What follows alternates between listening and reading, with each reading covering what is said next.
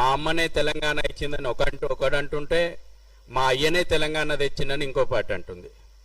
Congress party ఏమో సోనియమ్మనే తెలంగాణ, అమ్మ లేకపోతే తెలంగాణ లేదు, మా అయ్య లేకపోతే తెలంగాణ ఎట్లొచ్చిందని బీఆర్ఎస్ పార్టీ అంటుంది. ఈ రెండిటి భావజాలం లోపట సకల జనులు ప్రజాస్వామిక ఉద్యమం అనేటువంటిది మరుగున పడేశారు. ఊరు వాడ ఏకమై తెలంగాణ ఆకాంక్షను ఏదైతే ఢిల్లీ వరకు చేర్చి వంట వార్పుల ద్వారా యావత్ 4.5 కోట్ల ప్రజానికం గొంతు ఏదైతే ఉందో, కవులు కావచ్చు, కళాకారులు కావచ్చు, రోజువారీ కూలి కావచ్చు, ఉన్నత వర్గాలు కావచ్చు, చదువుకున్నోళ్ళు కావచ్చు, చదువు లేనోళ్ళు కావచ్చు, అన్నిటికీ పరిష్కారం తెలంగాణ వస్తే సాధ్యము అని ప్రజలైతే ఉద్యమం చేసి సాధించుకున్నారు. తర్వాత ఏమైంది ఈ రోజున తెలంగాణ అనేటువంటిది ప్రశ్నార్థకం. సూటిగా పాయింట్కి వస్తా. నాకు కపల ప్రసాద్ గారు తెలంగాణ ఉద్యమంలోనే పరిచయం. రంగారెడ్డి జిల్లా లోపల ఊరూరు తిరిగినాం మేము. నేను ఒక విద్యార్థి నాయకునిగా, వారు ఒక జర్నలిస్టు నాయకునిగా తెలంగాణ ఆవశ్యకత గురించి ఊరూరు తిరిగి చెప్పి తెలంగాణ ఉద్యమంలో పాల్గొన్నాం. మురళీ మనోహర్ గారు ఉన్నారు ఇక్కడనే వేదిక మీద. 94 నుంచి నేను విద్యార్థిగా తెలంగాణ ఉద్యమంలో ఉన్నా. అప్పటికి కేసీఆర్ కూడా పుట్టలే, టీఆర్ఎస్ పార్టీ కూడా పుట్టలే. గోదావరి కృష్ణా తెలంగాణ సస్యశ్యామల యాత్ర ఏబీవీపీ చేసింది. ఆ రోజున విద్యార్థులుగా మేము బంగారు తెలంగాణ, సస్యశ్యామలమైనటువంటి తెలంగాణ ఆవశ్యకత గురించి చెప్పినాం. కానీ వాళ్ళు చూస్తుంటే బాధ అనిపిస్తుంటది. ఏమంటే ఓడోడిగా మేమే టీకాదారులం తెలంగాణకు. ఇక అసలు విషయం తుకుడే గ్యాంగులు. ఇవాళ తెలంగాణ తుకుడే గ్యాంగుల యొక్క ఎజెండా మీద ప్రతి ఒక్కరు మాట్లాడాల్సిన అవసరం ఉంది. ఎందుకంటే ఈ తుకుడే గ్యాంగుల చేతులలో తెలంగాణ పెడుతందుకు కాదు, తెలంగాణ ప్రజానికం పోరాడింది. అసలు అంబేద్కర్ మహనీయుడు ఆలోచన చేసిండు. వాస్తవానికి సెకండ్ క్యాపిటల్ గా తెలంగాణ ఉండాలని, హైదరాబాద్ ఉండాలని కోరుకున్నాడు. ఎందుకంటే ఇక్కడ ప్రజల యొక్క సంస్కృతి, ఇక్కడ ప్రజలు ఆదరించేటువంటి విధానము, ఇక్కడ ఉన్నటువంటి విశిష్టత గురించే తెలంగాణను, హైదరాబాద్ను 2వ క్యాపిటల్ గా చేయాలని ఆనాడే అంబేద్కర్ మహనీయుడు ఆలోచన చేస్తే, ఇవాళ ప్రతి ఒక్కరు ఆయన పేర్లు పెట్టుకొని ఏం నినాదాలు ఇస్తారండి? గో బ్యాక్ నినాదాలు. మా అయ్య జాగిరి అంటుండే ఒక ఆయన వచ్చి, వితండవాదం మంత్రి స్థానంలో కూర్చున్న ఆయన వచ్చి మా అయ్య జాగిరి అంటుండ్రు. అందరు జాగిరి. కానీ మీ మానసిక స్థితి ఏమున్నది? తెలంగాణలో వాడు గోబ్యాకు, వీడు గోబ్యాకు, కొంతకాలం మార్వాడి గోబ్యాక్ నినాదం చేసిండ్రు. ఇప్పుడు పవన్ కళ్యాణ్ వస్తే దాన్ని ఒక పెద్ద ఇష్యూగా చేసేటువంటి ప్రయత్నం చేసిండ్రు. వీళ్ళందరి భావజాలం ఏంటంటే వేర్పాటువాద భావజాలం. ఈ వేర్పాటువాద భావజాలాన్ని నికార్సైనటువంటి తెలంగాణ వాదులు నిర్మోహమాటంగా వాడు ట్యాగ్ వేయాలన్నా, వాడు మనకు ట్యాగ్ వేయాలన్నా, నువ్వు సర్టిఫికేట్ ఇవ్వాలన్నా మాకు తెలంగాణ వాదులు ఎవడు తెలంగాణ వాదు ఎవడు కాదంటందుకు. మీరు పుట్టక ముందు నుంచి తెలంగాణ ఉద్యమంలో ఉన్నటువంటి వాళ్ళం ఎంతమంది త్యాగాలు చేసిండ్రు. ఈ వేర్పాటువాదం ఎట్లుంటుందంటే నేను చాలా స్పష్టంగా చెప్తా. ఇది హిందుత్వాన్ని వ్యతిరేకించేటువంటి వేర్పాటువాదం, జాతీయవాదాన్ని వ్యతిరేకించేటువంటి వేర్పాటువాదం. ఇవాళ ఒక పవన్ కళ్యాణ్ వ్యతిరేకించరు అంటే వీళ్ళ పుట్టుకనే వేర్పాటువాద పుట్టుక, వ్యతిరేకించేటువంటి వాళ్ళను. మీకు బాగా గుర్తుంటుంది, మిలియన్ మార్చ్ అయినప్పుడు 17 విగ్రహాలు వలిగినాయి ట్యాంక్ బండి మీద. ఈ యొక్క జాతీయవాదాన్ని వ్యతిరేకించేటువంటి వేర్పాటువాదులు తెలంగాణ ఉద్యమంలో చేరి ట్యాంక్ బండి మీద మిలియన్ మార్చ్ పేరు మీద తెలంగాణ యావత్ వస్తే వాళ్ళ పైశాచిక ఆనందం చూపారు. శ్రీకృష్ణదేవరాయల విగ్రహం బలగొట్టిర్రు, అన్నమాచార్య విగ్రహం బలగొట్టిర్రు, ముల్ల విగ్రహం బలగొట్టిర్రు, వీరేశలింగం పంతులు విగ్రహం బలగొట్టిర్రు. మళ్ళీ కొన్ని విగ్రహాలు కనవల్లే వీళ్లకు. అంటే టార్గెట్గా ఏ విగ్రహాలను బలగొట్టాలనో సెలెక్టెడ్గా జాతీయవాదాన్ని టార్గెట్ పెట్టుకొని పనిచేసినటువంటి శక్తులు మిలియన్ మార్చిని మేము గుర్తించినాం. ఆ రోజే ఏబీవీపీ తరఫున మేము గలమెత్తినాం, ఈ రకమైనటువంటి వేర్పాటువాదం తప్పని చెప్పినాం. అంత పెద్ద ఉద్యమం లోపల నిర్మోహమాటంగా చెప్పినాం, ఈ వేర్పాటువాదాన్ని తెలంగాణ ప్రజలు యాక్సెప్ట్ చేయరని చెప్పి. తెలంగాణ ఉద్యమం లోపల ఉస్మానియా యూనివర్సిటీ లోపల మేము అందరం కూడా పనిచేసినాం. 38 కేసులు పెట్టుకున్నాం, 100 రోజులు జైళ్ళలో ఉండొచ్చినాం.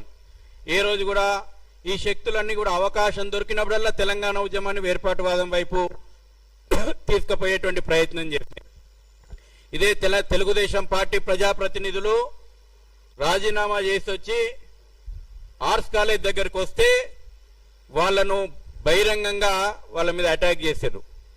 ఇదే వేర్పాటువాద భావజాలము, తెలంగాణ ఉద్యమాన్ని డైవర్ట్ చేసేటువంటి టెక్నిక్స్, తెలంగాణ అంటే కేర హింసకు ప్రతిరూపంగా మార్చేటువంటి కుట్రలు మేము తీసుకుపోయినాం. ఇదే ఎర్రబెల్లి దయాకర్ రావును, ఇదే నాగన్ జనార్దన్ రెడ్డిని మా బండ్లలో ఎక్కించుకుపోయి అసెంబ్లీలో దింపొచ్చినాం. ఇవాళ వీళ్ళు గొప్ప గొప్ప ఉపన్యాసాలు ఇస్తారు, స్వయం ప్రకటిత మేధావులు. ఇక వీళ్లకు తప్పితే ఇక తెలంగాణ లోపల మేధావులు ఎవరు లేనట్టు ఈ స్వయం ప్రకటితమైనటువంటి మేధావులు వచ్చింది. తెలంగాణ వచ్చిన తర్వాత త్యాగాలను గుర్తు చేయరు. త్యాగాలంటే చరిత్ర గుర్తొస్తుంది. త్యాగాలు, తెలంగాణ ఉద్యమం, తెలంగాణ పోరాటం కేవలం ఈ బీఆర్ఎస్ పార్టీ పుట్టినాక గాల. నిజాంకు వ్యతిరేకంగా గ్రామము రోకల్ బండ్లో కారం పొడి సుత్తె వట్టి కొట్లాడింది తెలంగాణ. ఎందుకు కొట్లాడింది? ఇక్కడి సంస్కృతిని కాపాడుకోవడానికి కొట్లాడింది, ఇక్కడ అస్తిత్వం మీద కొట్లాడింది.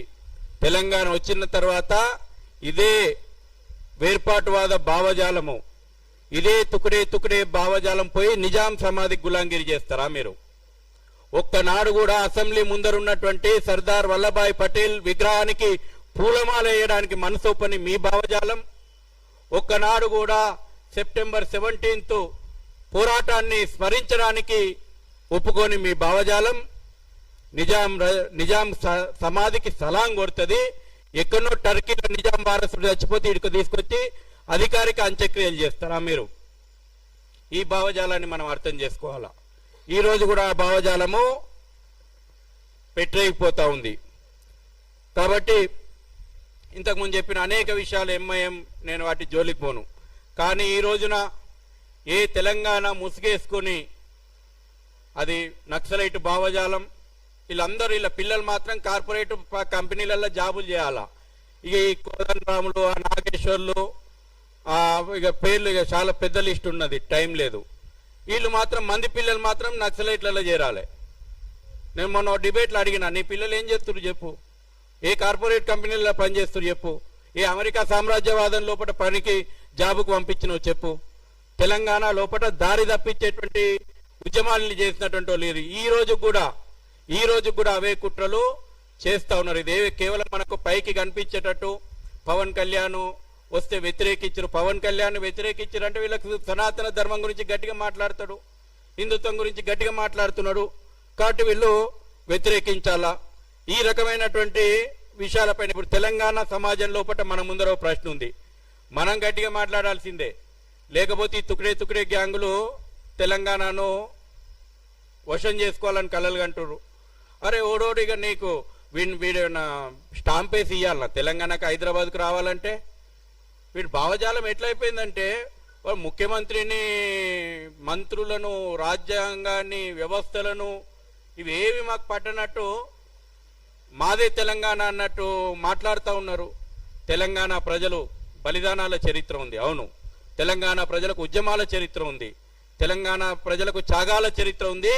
అదే సందర్భం లోపల యావత్ భారతదేశానికి అమ్మ ప్రేమను పంచేది కూడా తెలంగాణ అనే భాగ్యనగరమైనటువంటి విషయము ఈ యొక్క తుకడే గ్యాంగులకు నేను గుర్తు చేస్తా ఉన్నా. అవును, అంత ప్రేమ ఉంటే మరి ఎందుకు ఇవాళ సెక్రటరియట్ ముందర ఎందుకు కొత్త సెక్రటరియట్ కట్టుకున్నారు? దారుస్థలం నుంచి వచ్చిన అరబిక్ కల్చర్ గుర్తొచ్చింది కానీ కాకతీయ కల్చర్ మీకు గుర్తురాలా. సెక్రటరియట్ కట్టాలనుకున్నప్పుడు అరబిక్ కల్చర్ గుర్తొచ్చింది, దారుస్థలం నుంచి వచ్చినటువంటి స్ట్రక్చర్ గుర్తొచ్చింది. మరి సెక్రటరియట్ లో విగ్రహం పెట్టుకోవాలనుకున్నప్పుడు పివి నరసింహరావు గుర్తు రాలేదా మీకు? రాజీవ్ గాంధీ గుర్తొస్తాడు. ఇవాళ అనేక పథకాలకు తెలంగాణ పేర్లు పెట్టాల్సిన అవసరం లేదా? కాబట్టి మాట్లాడాల్సి వస్తే అన్ని మాట్లాడతాం. కాబట్టి ఒకటే విషయము, ఈ యొక్క తుకడే గ్యాంగుల ఎజెండా లోపట తెలంగాణ ప్రజలు పడొద్దు. రోహింగ్యా బంగ్లాదేశీయుని గురించి మాట్లాడరు, వానికి రేషన్ వంచి వస్తారు, వీళ్ళే షెల్టర్ జోన్లు ఏర్పాటు చేస్తారు.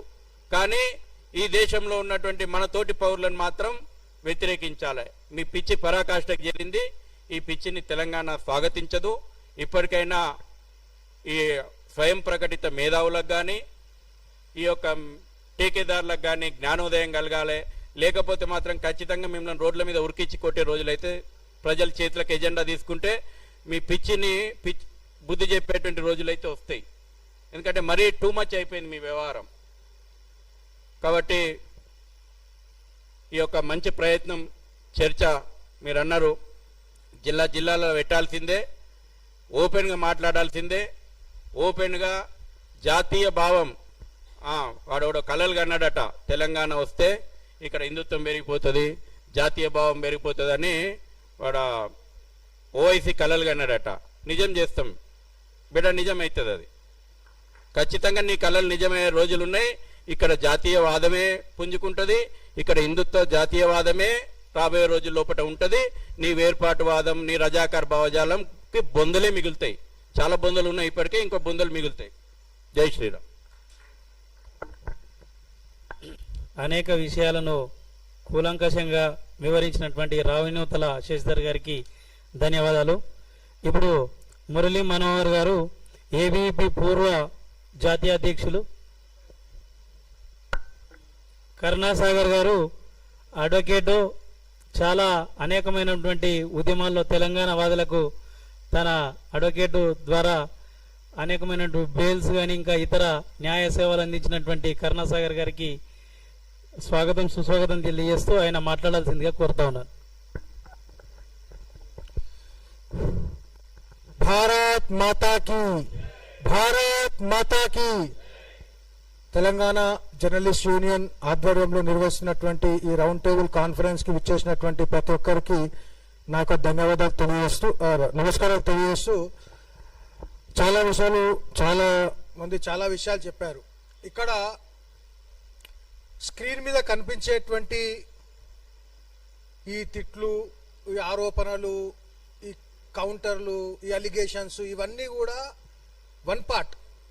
అయితే సెకండ్ పార్ట్ ఏదైతే ఉన్నదో we have to understand the math behind the second part. దానికి ఒక మ్యాథ్స్ ఉంటుంది. ఇదంతా కూడా ఒక అంతరించిపోతున్న అర్బన్ నక్సల్స్ యొక్క ఆకలి పొలికేక. ఇవంతా ఎందుకు ఆకలి పొలికేక అంటుందంటే ఈ అర్బన్ నక్సల్స్ కి feeding blood lines, supply lines ఏవైతున్నాయో అవన్నీ కేంద్ర ప్రభుత్వం ఆపరేషన్ కగారుతో కట్ చేసేసింది. ఈ అర్బన్